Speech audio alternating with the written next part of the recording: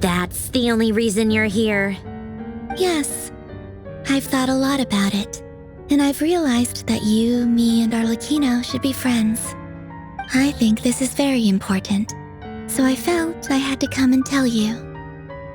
Well, this is a new one. I'm so moved. I can't even hold my teacup. If that's all, you can leave now. Do you not want to be friends with me? Or is it that you prefer being co-workers?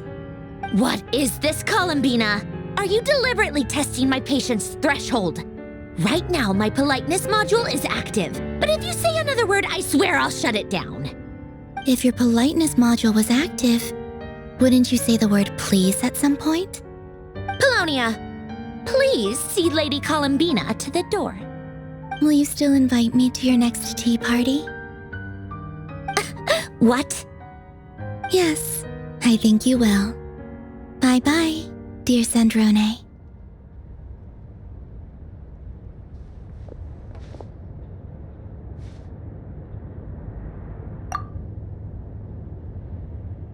Last time, the Wild Hunt escorted you out. Would you rather I handled it myself this time? We just wanted to, see how you were doing now that it's all over. Why? Out of concern for my safety?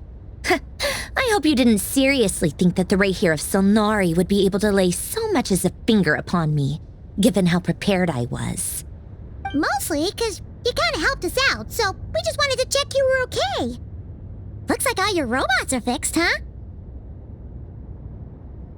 Oh, don't you worry about that. Tea time is already a write-off.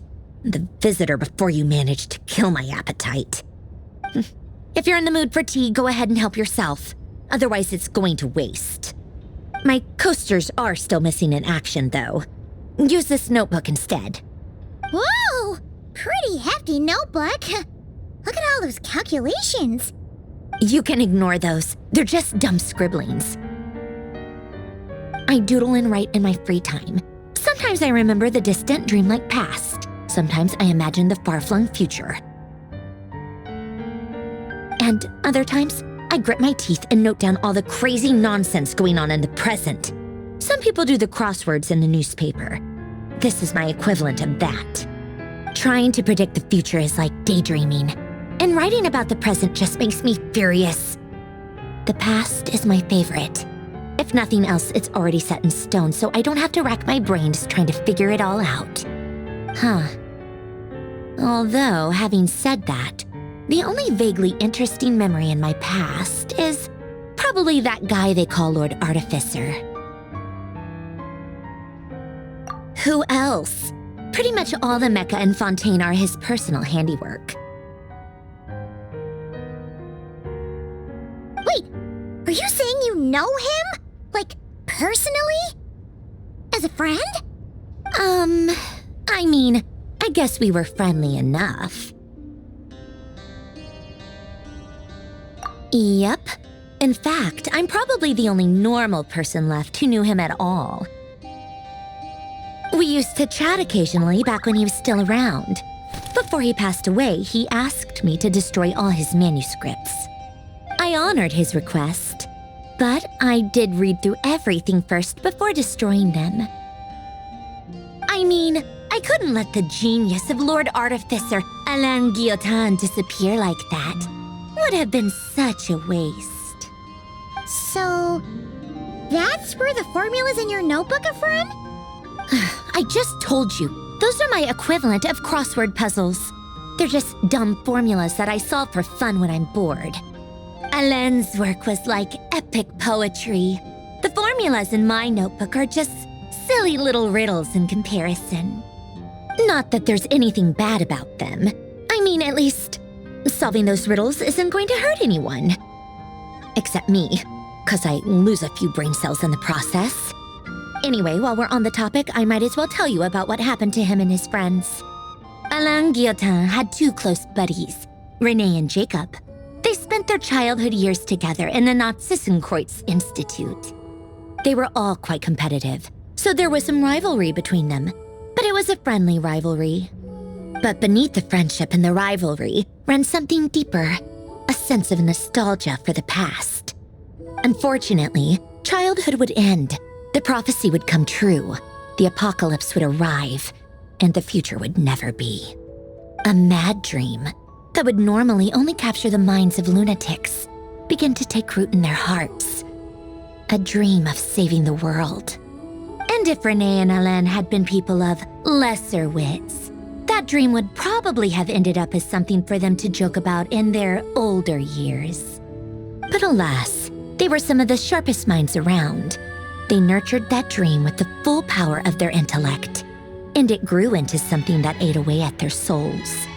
The first of them to fall under its spell was Renee. Against Alain's wishes, he persisted in experimenting on a mutual friend of theirs to try and save their life. Alain did not approve and parted ways with Renee.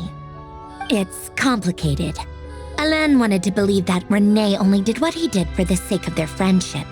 But when he told me about what happened, I could tell he still had some suspicions about Renee's motives. Perhaps the seed that would grow into a nightmare had already sprouted in Renee's mind. Even then, the next time they met, Renee's soul had been completely engulfed by the dream of salvation. His futile attempt to change the tide of fate only resulted in a wave that swallowed up the world, even before the apocalypse came. And although that wave died down eventually, I hear that it just recently came back with a vengeance. As I understand, Renee wanted to live out his dream of salvation once more. But I'm told that the attempted resurgence finally died out for good. At long last, Renee awoke from his deluded dream. Though of course by then it was far too late. What do you think of Renee? Do you admire his transcendent genius? His view that any price was worth paying to achieve the lofty goal of saving the world? Or do you despise him? Dismiss him as an evil madman who wrought havoc on the lives of everyone around him as he pursued his delusional dream? Same difference, really. Just a matter of perspective. Doesn't surprise me. You share one thing in common, after all. You both want to be the savior. The only difference is, your dream came true, and his, well, he wasn't the one who made it come true. I don't like fanatics who give up their whole lives for their ideology. Nor do I like fools who let their delusions take control. Maybe I could understand if Renee had just been an ordinary person. But he had a sage-like intellect, and still managed to get himself lost in the labyrinth of his own desires. Anyway, that's enough about Renee. Now, moving on to Alain Guillotin, the Lord Artificer. He managed to put a stop to the first storm whipped up by Renee. But after that, Alain lost his friends and family. To his credit, I suppose, the loss of his family and friends was purely a tragic accident. It's not like Alain sacrificed them for his cause or anything. After that, the only thing supporting his work was the same dream that had dragged his closest friend down to the abyss. But although the desire to save Fontaine drove him to found the Fontaine Research Institute, Alain continued to reject any form of transcendental knowledge or power. He was suspicious and fearful of it, having seen the way it had affected his closest friend. I think that formulas and machines derived solely from human intellect were the only thing that gave him a sense of spiritual comfort. Yet Alain's intellect was simply too great. It barely left him space to breathe in his lifetime. Once he realized that the end of his life was approaching, he finally accepted the truth. The Nazissenkreuz Institute needed someone, and a human being, to see its story through to the end. He quit working on his formulas, trading them in for the fairy tales that had played such a formative role in his childhood, but which he'd barely touched in his adult life.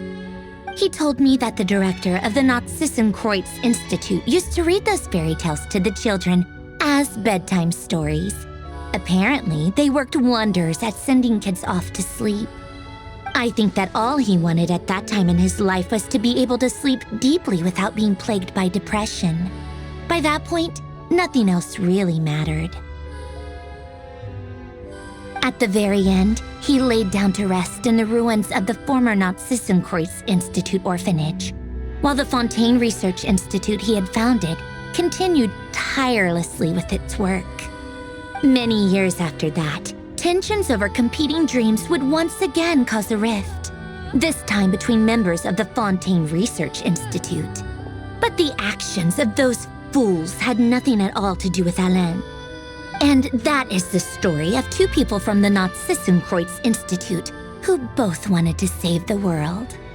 One went all in on his fantasy of salvation without ever looking back, and ended up calmly sinking to the bottom of the deepest sea.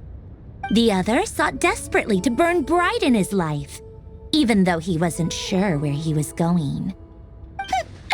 I do sometimes wonder, why is it that people like them have such grand hopes of saving the world? Even the grandest tree starts as a tiny seed. So perhaps, for each of them, their mission to save the world began with a very simple desire: to save themselves. They were young children with friends and family who mattered to them, desires to explore the meaning of life, ambitions to have a successful career. They didn't want to see all of that taken away in one fell swoop. Or maybe they just wanted to find something to anchor themselves within the chaos, to stop them getting quietly swept away by the storms of life. But instead, the search for their own salvation took them down the rocky road laid out by fate. Do you think the desire to save oneself is enough of a justification to try and save the world? The way you said that sounded just like Alain. I asked him the same question back when he was in his prime, putting all of his energy into his work. He gave the exact same answer as you did. No elaboration, just a quick short answer before getting right back to his work. He was always that way. All right, tea time's over. I owe Arlecchino a favor for telling me these stories. I'll have to bring a whole sack of gifts the next time I visit the House of the Hearth. I'm gonna go tinker with Polonia now. You guys can do whatever you want, as long as it doesn't involve interrupting me. Polonia, exit hibernation mode. Begin diagnostic.